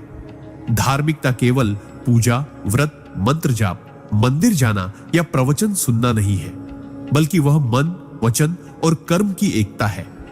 जब व्यक्ति बाहर से तो दिखाता है कि वह ईश्वर में श्रद्धा रखता है, धार्मिक गतिविधियों में भाग लेता है, नियमों का पालन करता है, लेकिन उसके भीतर विचारों का संसार अशुद्ध, छलपूर्ण, ईर्ष्यालु, लालची और कामनाओं से भरा हुआ होता है, तब वह सबसे बड़ा आत्म प्रपंच करता है।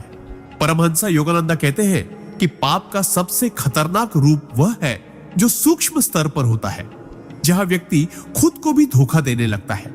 बाहर से शांत, भीतर से अशांत, बाहर से नम्र, भीतर से अभिमानी, बाहर से भक्ति, भीतर से द्वेष।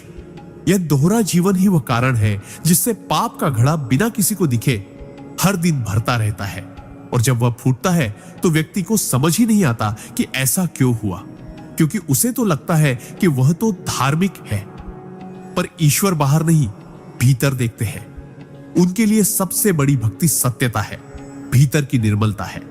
इसलिए यदि तुम सच्चे हो तो तुम्हारे विचार भी उसी भक्ति से पवित्र होने चाहिए, वरना तुम्हारी सारी साधना, सारी पूजा केवल उस घड़े को भरने का एक नया और छुपा हुआ तरीका बन जाती है। जब सत्यता नहीं होती तब धार्मिकता भी एक छल बन जाती है, और यही छल आत्मा का सबसे मौन विनाश होता है। सिद्धांत 33।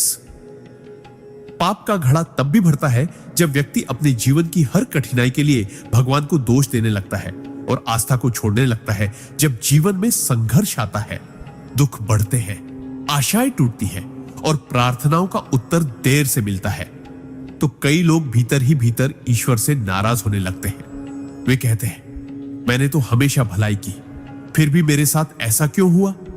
या अगर भगवान है तो मेरा इतना नुकसान क्यों हुआ? धीरे धीरे यह शिकायत एक ठंडे विद्रोह में बदल जाती है और वही विद्रोह पाप के घड़े की अगली परत बन जाता है। परमहंस योगानंदा कहते हैं कि जब आत्मा कठिनाई के समय ईश्वर को छोड़ देती है, तब वह अपनी सबसे बड़ी शक्ति से दूर हो जाती है, क्योंकि कठिनाइयां दंड नहीं, आत्मा के परिष्कार का माध्यम होती है। लेकिन जब हम हर पीड़ा को सजा समझ लेते हैं और अपने भीतर सुधार के बजाय ईश्वर पर दोष मढ़ते हैं, तो हम भीतर ही भीतर एक ऐसा विष पनप पाते हैं जो न आस्था को रहने देता है, न शांति को। यही अंदर का टूटना पाप के घड़े को तेजी से भरता है, क्योंकि अब व्यक्ति खुद को पीड़ित मानकर हर गलत कर्म को सही ठहराने लगता है। और जब यह घड़ा फूटता है तो व्यक्ति न धर्म में रह पाता है, न संसार में। एक खालीपन, एक हताशा और एक टूटे हुए विश्वास के साथ भटकता रहता है। इसलिए जो भी हो, आस्था को मत छोड़ो। भगवान को दोष देने से पहले यह देखो कि क्या उन्होंने तुम्हें वो सब नहीं दिया जो तुम्हें अब तक संभालता रहा। जो आस्था में डटे रहते हैं वही घड़ा फूटने से पहले चेत जाते हैं, और जो छोड़ देते हैं उनके लिए वह टूटन अंतिम विनाश बन जाती है। सिद्धांत 34। पाप का घड़ा तब भी भरता है जब व्यक्ति दूसरों को बदलने की कोशिश में इतना व्यस्त हो जाता है कि खुद को सुधारने का समय ही नहीं देता। कई लोग जीवन भर यह सोचते रहते हैं कि अगर सामने वाला बदल जाए तो सब ठीक हो जाएगा। वे पति को बदलना चाहते हैं, पत्नी को, बच्चों को, समाज को, यहां तक कि दुनिया को। लेकिन सबसे बड़े पाप की शुरुआत वही होती है जहां व्यक्ति यह मान बैठता है कि वह स्वयं तो पूर्ण है और केवल दूसरे ही दोषी हैं। परमहंस योगानंदा कहते हैं कि जब ध्यान बाहर केंद्रित हो जाता है तो आत्मा का भीतर से जुड़ाव टूटने लगता है। तब व्यक्ति अपने दोष नहीं देखता, अपने स्वभाव की कठोरता, अपनी अपेक्षाओं की अधिकता, अपने शब्दों की तीक्ष्णता और अपने अंदर जमी हुई कटुता को नजरअंदाज करता है और लगातार दूसरों के दोषों को गिनता रहता है। यही दृष्टिकोण धीरे धीरे आत्ममंथन को खत्म कर देता है। हर दिन जब हम दूसरों को सुधारने में ऊर्जा लगाते हैं और स्वयं की आत्मा को नजरअंदाज करते हैं, तब वही ऊर्जा हमारे भीतर एक जड़ता, एक अशांति और एक दंभ बनकर पाप के घड़े में इकट्ठा होने लगती है। समय के साथ यह घड़ा भरता है और फिर एक दिन फूटता है। लेकिन तब नुकसान केवल हमारा नहीं होता, बल्कि वे भी टूटते हैं जिन्हें हम बदलना चाहते थे, क्योंकि हमने उन्हें नहीं, स्वयं को ही सबसे पहले बदलना था। जो खुद को नहीं सुधारते वे दूसरों को सुधारने के नाम पर केवल अपने पापों का विस्तार करते हैं। इसलिए परिवर्तन की शुरुआत भीतर से करो, तभी घड़ा भी खाली होगा और जीवन भी शांत। सिद्धांत 35। पाप का घड़ा तब भी भरता है जब व्यक्ति बार बार समय को बर्बाद करता है और अपने जीवन के असली उद्देश्य को टालता रहता है। हर मनुष्य को यह जीवन किसी विशेष कारण से मिला है, आत्मा की उन्नति, चेतना की जागृति और ईश्वर से एकत्व की यात्रा के लिए। लेकिन जब व्यक्ति इस अमूल्य जीवन को केवल सुख सुविधाओं, मनोरंजन और तात्कालिक इच्छाओं में उलझा देता है, तब वह केवल समय नहीं कमवाता, वह अपने ही भविष्य को अंधकार में ढकेलता है। परमहंस योगानंद कहते हैं कि समय ईश्वर का सबसे पवित्र उपहार है और जो उसका आदर नहीं करता वह स्वयं अपने ही पापों का बोझ बढ़ाता है। अभी तो उम्र है, फुर्सत मिलेगी तब ध्यान करेंगे, बुढ़ापे में भक्ति कर लेंगे। ये सोच नहीं, आत्मा के पतन की शुरुआत होती है। हर दिन जो गुजर जाता है उसमें या तो आत्मा ऊपर उठती है या और गहराई में गिरती है। जब व्यक्ति चेतना से नहीं, आदत से जीने लगता है, सुबह उठना, खाना, काम करना, मनोरंजन करना और फिर सो जाना, तब वह धीरे धीरे अपने अंदर के परम उद्देश्य को भूल जाता है। यही विस्मृति, यही टाल मटोल हर बीते दिन के साथ पाप के घड़े में एक अदृश्य बूंद बनकर गिरती जाती है। और जब घड़ा फूटता है तब व्यक्ति के पास पछताने के अलावा कुछ नहीं बचता, क्योंकि जो समय उसने गंवाया वह लौटता नहीं, और जो आत्मा उसने दबाई वह अब उसे पुकारना बंद कर देती है। इसीलिए चेतो, जीवन का हर क्षण एक अवसर है मुक्ति की ओर बढ़ने का। अगर तुम उसे व्यर्थ करोगे तो वह मौन होकर तुम्हारे ही पतन का कारण बन जाएगा। सिद्धांत 36। पाप का घड़ा तब भी भरता है जब व्यक्ति अपने अंदर की आवाज को बार बार नजरअंदाज करता है और समाज की राय को ईश्वर से ऊपर मानने लगता है। हर आत्मा के भीतर एक दिव्य आवाज होती है जिसे हम अंतःकरण या अंतरात्मा कहते हैं। यह वही आवाज है जो हमें चुपचाप बताती है कि क्या सही है और क्या नहीं। लेकिन जैसे जैसे व्यक्ति समाज की मान्यताओं, परंपराओं, भीड़ की सोच और दूसरों के फैसलों के पीछे भागता है, वह धीरे धीरे अपनी उस सच्ची आवाज को सुनना बंद कर देता है। परमहंस योगानंद कहते हैं कि आत्मा को कभी किसी बाहरी गुरु की जरूरत नहीं होती जब तक वह अपने भीतर के ईश्वर से जुड़ी हो। लेकिन जब वह भीतर की बातों को छोड़कर बाहर की राय को सत्य मानने लगती है, तब चेतना कुंद होने लगती है, विवेक कमजोर होने लगता है और निर्णय केवल दिखावे, डर या स्वार्थ के आधार पर ली जाने लगते हैं।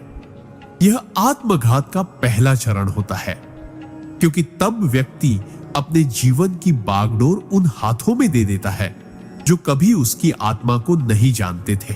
और हर बार जब वह भीतर की चेतावनी को अनसुना करता है, यह काम मत करो, यह बात सही नहीं है, तुम इससे गिरोगे, तब एक बूंद और पाप के घड़े में गिरती है।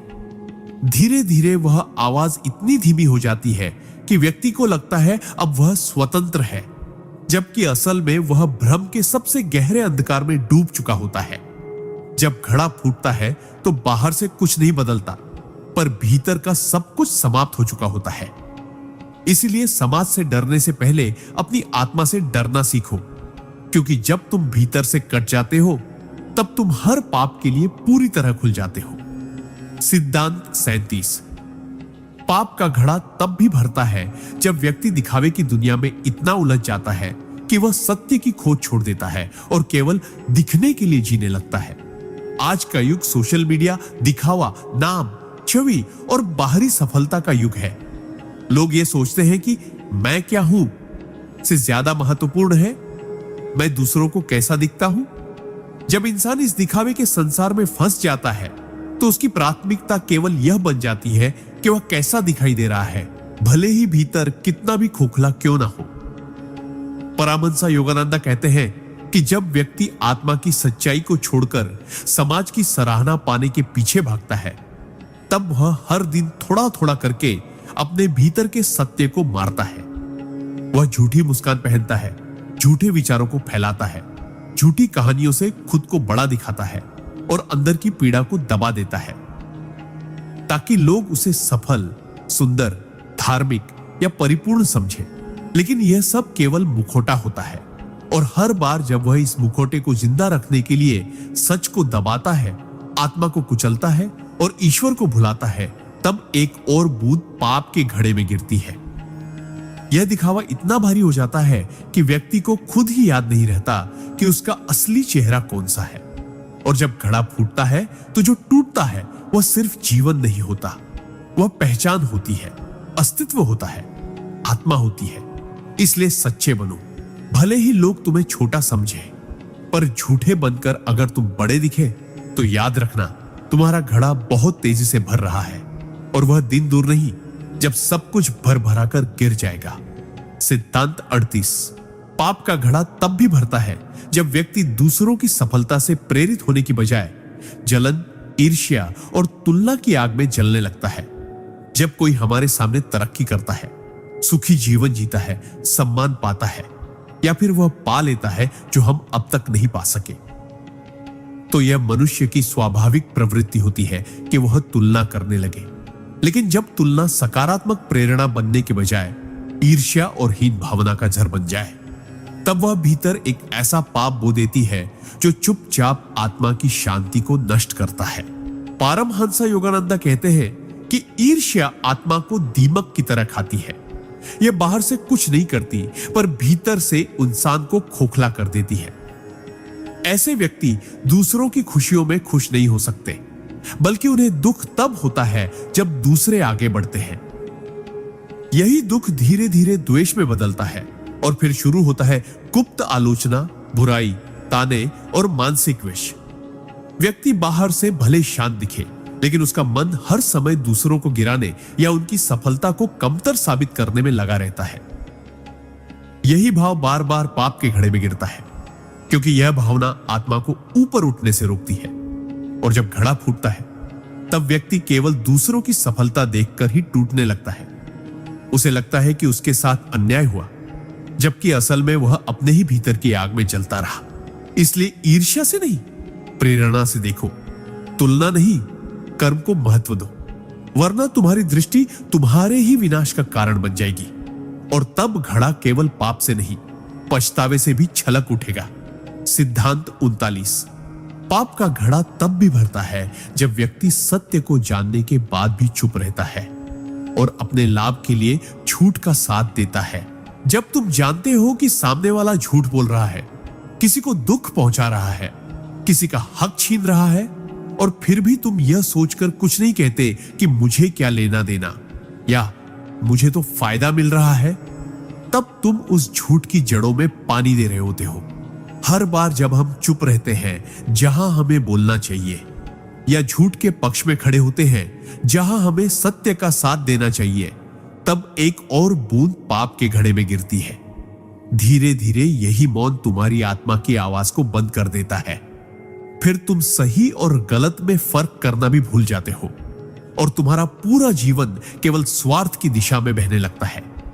जब घड़ा फूटता है तो तुम्हारा विश्वास, तुम्हारे संबंध, तुम्हारा सम्मान, सब कुछ ध्वस्त हो जाता है। इसलिए अगर तुम सच जानते हो तो उसके लिए खड़े भी हो, क्योंकि जो चुप रहता है वो भी उतना ही दोषी होता है जितना वो जो झूठ बोलता है। सिद्धांत 40। पाप का घड़ा तब भी भरता है जब व्यक्ति बार बार चेतावनी के संकेतों को अनदेखा करता है और उन्हें महज इत्तेफाक समझकर टाल देता है। जीवन में जब जब हम गलत राह की ओर बढ़ते हैं, ब्रह्मांड, अंतरात्मा और ईश्वर हमें कई बार संकेत देते हैं। कभी किसी बात से बेचैनी होती है, कभी कोई सपना चेतावनी देता है, कभी कोई व्यक्ति हमें रोकने की कोशिश करता है, तो कभी कोई घटना हमें झकझोरती है। लेकिन जब हम बार बार इन संकेतों को नजरअंदाज करते हैं और सोचते हैं कि ये तो सब सामान्य है, मेरे साथ कुछ नहीं होगा, ये महज इत्तेफाक है, तब हम अपनी चेतना को ही बंद करने लगते हैं।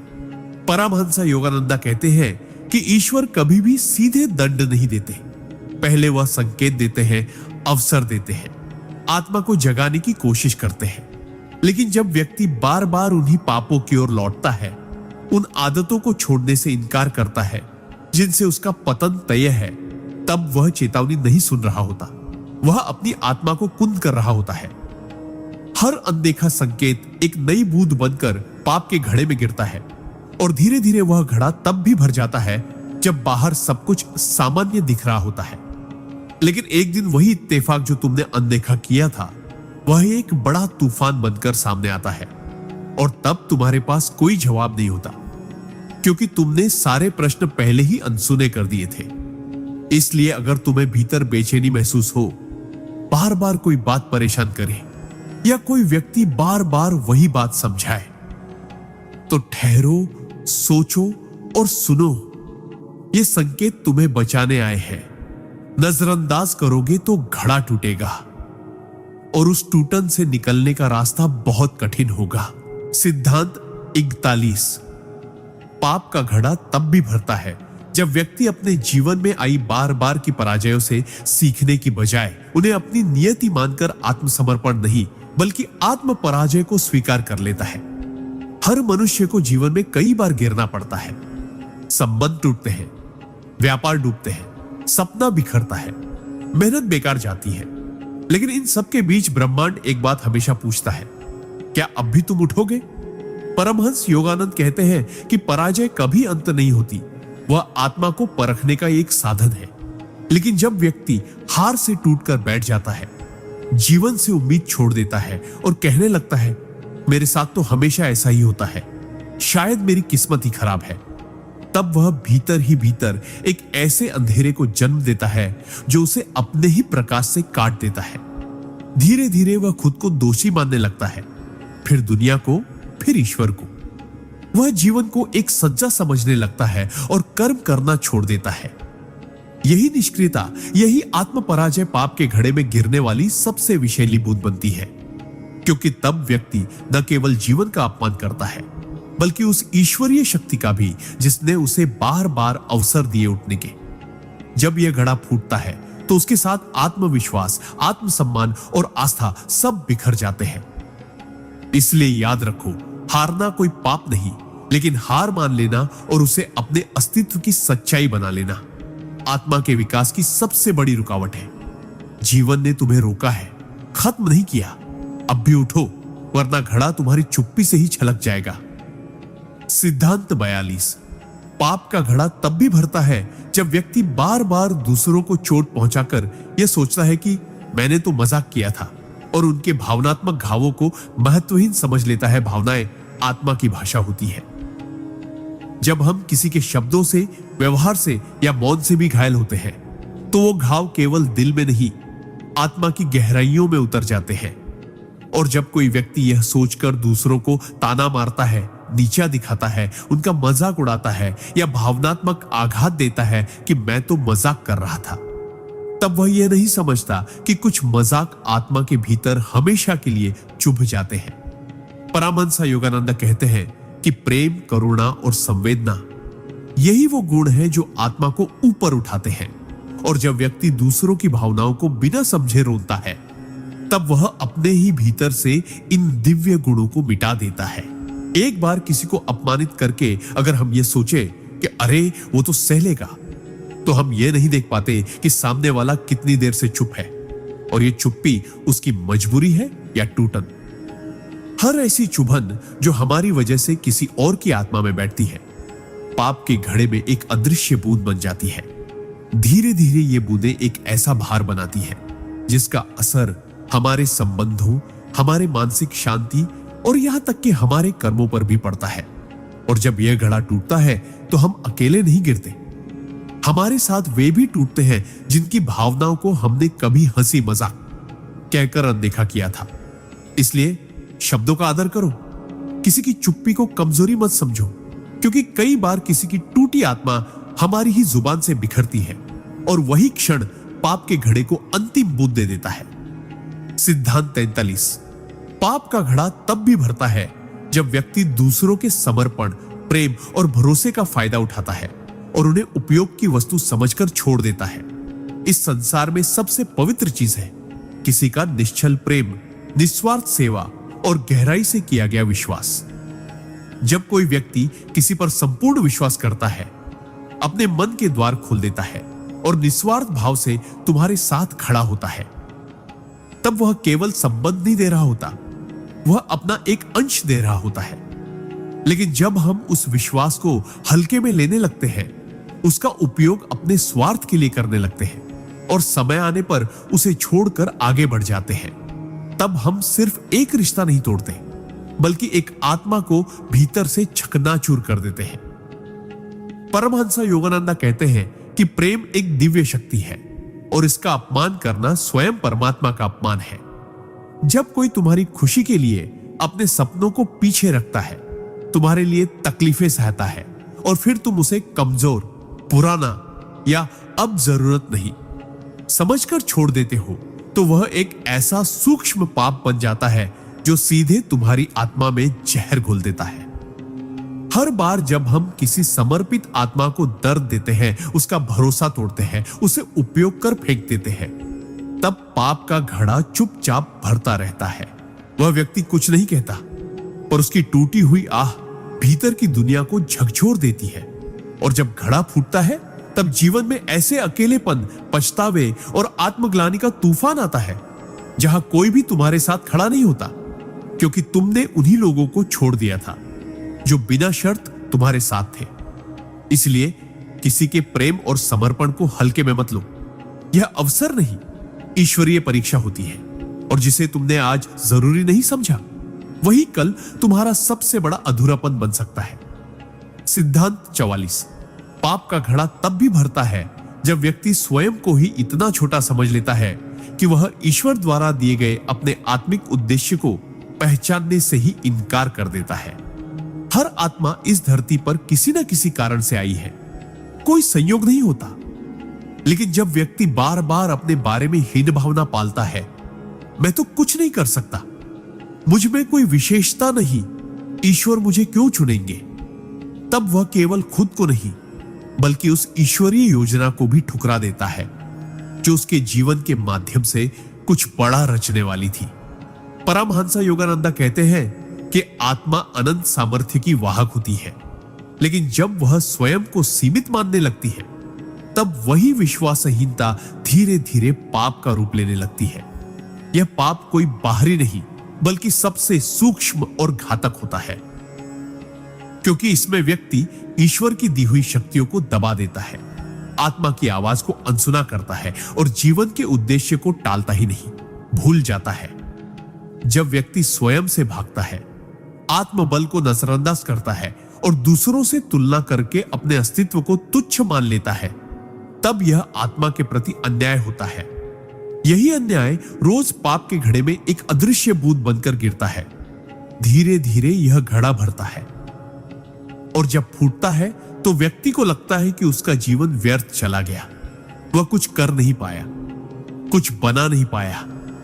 लेकिन सच्चाई यह होती है कि वह बना ही इसलिए नहीं पाया क्योंकि उसने कभी शुरुआत ही नहीं की। आत्मा का सबसे बड़ा पाप यह नहीं कि उसने कुछ गलत किया, बल्कि यह है कि उसने अपने भीतर के ईश्वर को पहचाना ही नहीं। इसलिए उठो, पहचानो, तुम महत्वपूर्ण हो, तुम्हारा जीवन एक दिव्य संकल्प का हिस्सा है। खुद को छोटा समझकर उसे नकारना ईश्वर के कार्य में रुकावट डालना है, और यही वह पाप है जो मौन होकर घड़ा भर देता है। सिद्धांत 45।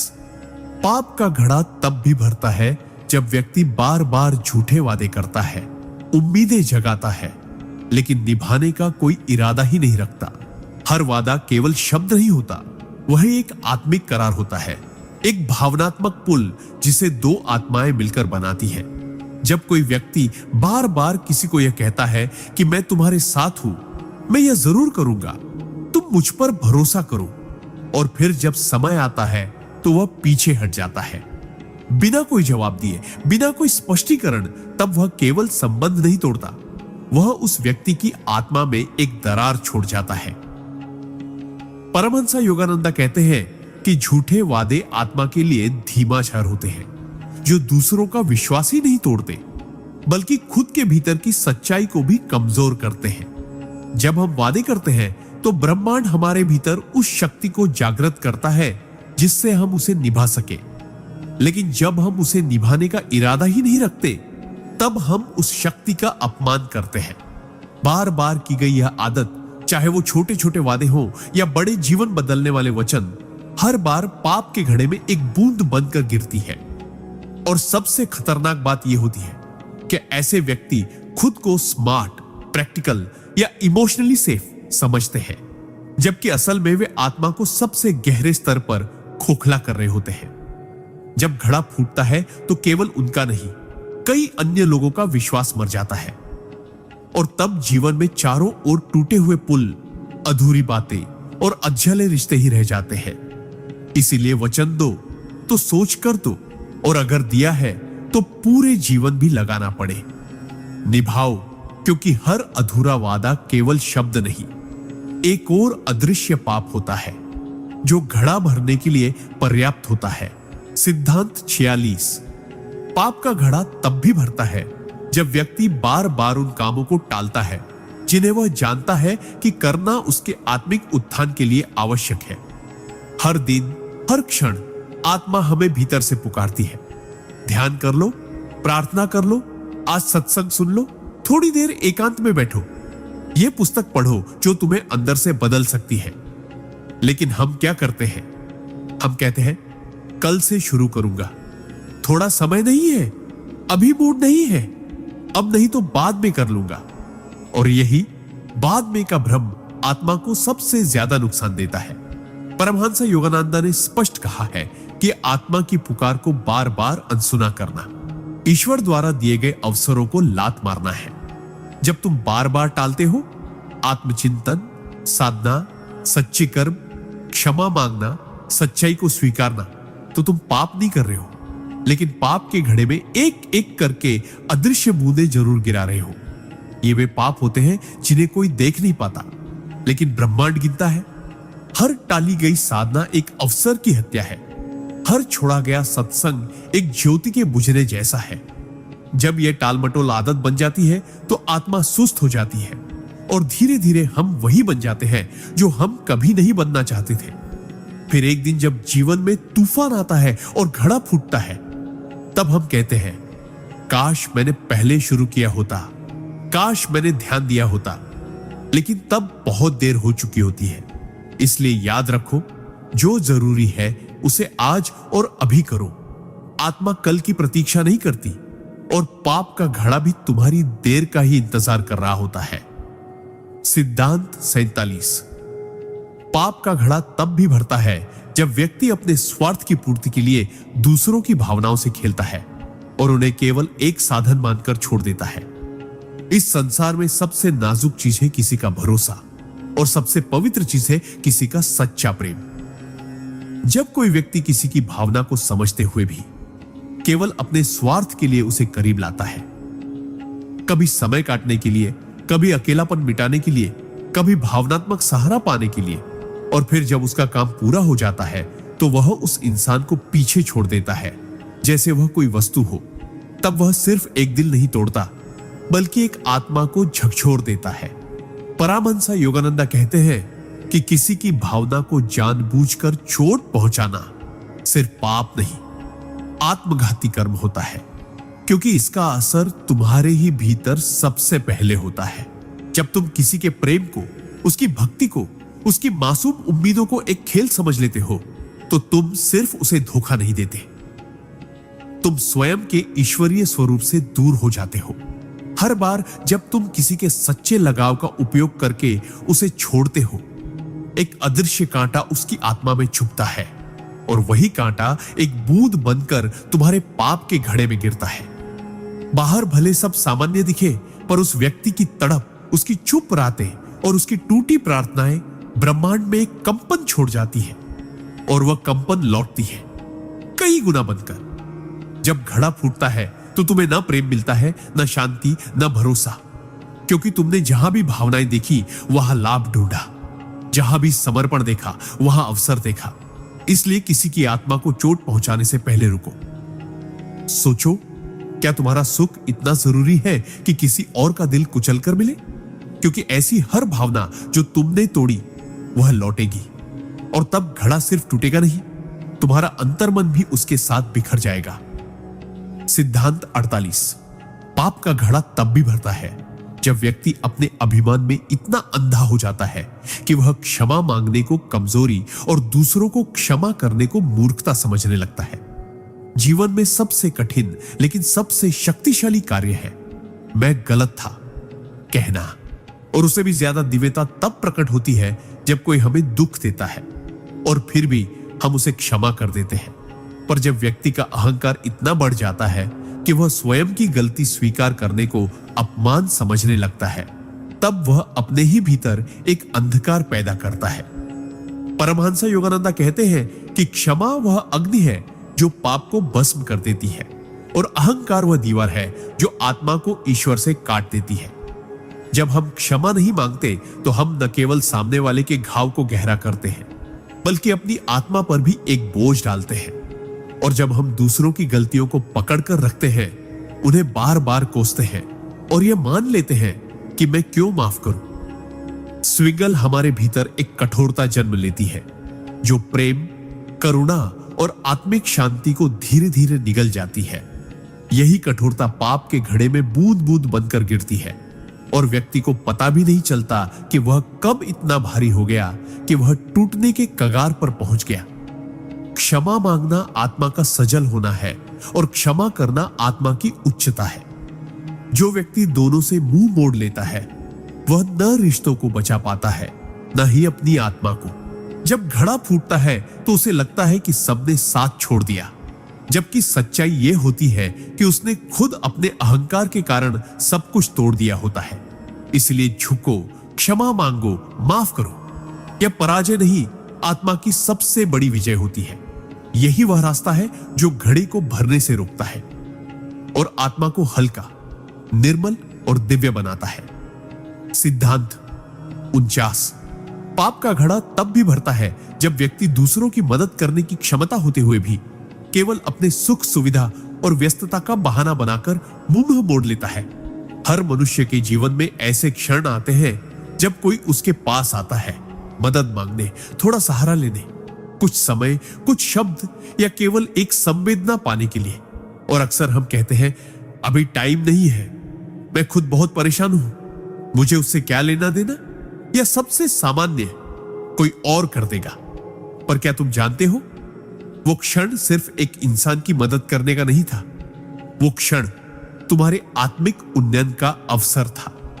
परमहंस योगानंद कहते हैं कि जब ईश्वर किसी आत्मा की मदद करना चाहते हैं तो वे किसी दूसरे मनुष्य के माध्यम से करते हैं, और यदि वह मनुष्य, तुम, उस जिम्मेदारी से मुंह मोड़ लेता है तो केवल वह जरूरतमंद ही नहीं हारता, तुम भी गिरते हो आत्मा की दृष्टि से। जब तुम किसी का दुख जानते हो, मदद कर सकते हो, लेकिन फिर भी स्वार्थ, आराम या उदासीनता के कारण कुछ नहीं करते, तो वह एक मौन अपराध होता है जो तुम्हारी आत्मा पर एक बोझ बन जाता है। यही बोझ हर बार पाप के घड़े में एक अदृश्य बूंद बनकर गिरता है। बूंदें जमा होती है, और जब जीवन में तुम्हें खुद किसी दिन मदद की जरूरत होती है तो वही ब्रह्मांड तुम्हारे पास से मुंह मोड़ लेता है, क्योंकि तुमने पहले उसी की पुकारों को अनसुना किया था। इसलिए जब अगली बार कोई तुमसे थोड़ी भी मदद मांगे, भले ही वो केवल एक बात सुनने की हो, तो मत सोचो कि यह छोटा काम है। यह वही घड़ी हो सकती है जो तुम्हारे पाप के घड़े को खाली कर दे या और भर दे। चुनाव तुम्हारा है, उदासीन बनना या ईश्वरीय माध्यम बन जाना। सिद्धांत 50। पाप का घड़ा तब भी भरता है जब व्यक्ति जानबूझकर अपने कर्मों की जिम्मेदारी से भागता है और हर बार दोष दूसरों, परिस्थितियों या भगवान पर डालकर खुद को निर्दोष मानता है। जीवन में जो कुछ भी हमारे साथ घटता है, चाहे वो अच्छा हो या बुरा, उसमें हमारे पूर्व और वर्तमान कर्मों की गहरी छाया होती है। लेकिन जब कोई व्यक्ति बार बार अपने गलत फैसलों, असफलताओं, रिश्तों की टूटन या जीवन में आई पीड़ा के लिए दूसरों को दोष देने लगता है, माता पिता, जीवन साथी, समाज, परिस्थितियां या यहां तक कि ईश्वर, तब वह खुद को अपने ही कर्मों से काट लेता है।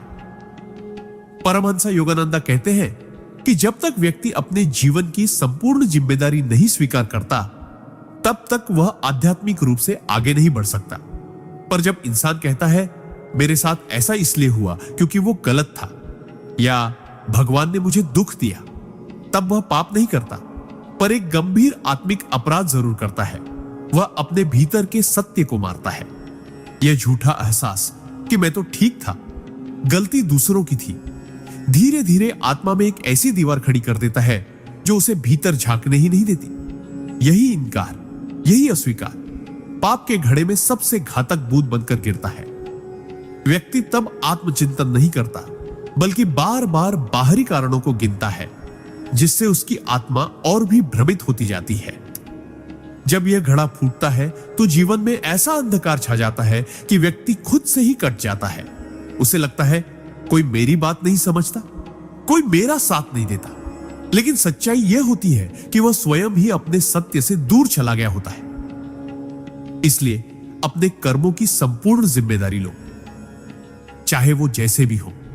यही पहला कदम होता है आत्मा के शुद्धिकरण का, और यही एकमात्र उपाय है उस घड़े को भरने से रोकने का।